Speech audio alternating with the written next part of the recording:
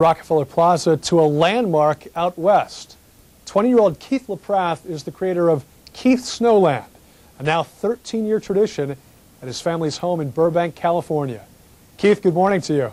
Good morning, David. Keith, you've been doing this since you were 7 years old. Tell us about the display that we see behind you. The display features animated train, ice skaters, carolers, Santa and his sleigh with elves working very hard to get ready for Christmas Eve.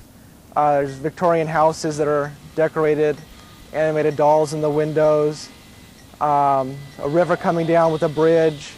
It's a real regular winter wonderland out here. And Keith, I know that your grandmother lends you a helping hand, but mostly this is a project that's yours and yours alone, right? That's correct, David. And you've been doing it since you were 7 years old because a neighbor's got an equally large display, right? That's correct. He has a display up the street from me, and I was very inspired by him. And he was kind of like a mentor for me, so I kept going. He kept kind of pushing me towards it, so it was a good thing.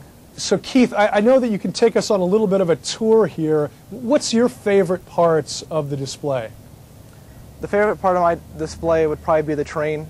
I enjoy trains quite a bit, and it was one of those things that took a while to design, but it turned out good at the end. So. Now you do, Keith, a large display as well for Halloween, so you've got less than 2 months after you break down your Halloween display to get things going for Christmas, right? That's correct, yes. Halloween is a big project in itself. It takes up the whole front yard just like the Christmas display behind me does.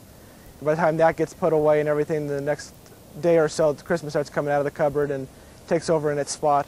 Now, I take it from the millions of bulbs behind you that California's electric crisis is over. What does this do to your family's electric bill? It triples electric bill, so it's quite a shock in January when the mail comes and you see the power bill in the mail.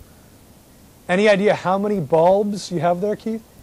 I would probably say over at least 70,000 bulbs are probably out here running at one time. 70,000 bulbs. And speaking of that electric bill, you're paying for that, right? It's not your folks anymore.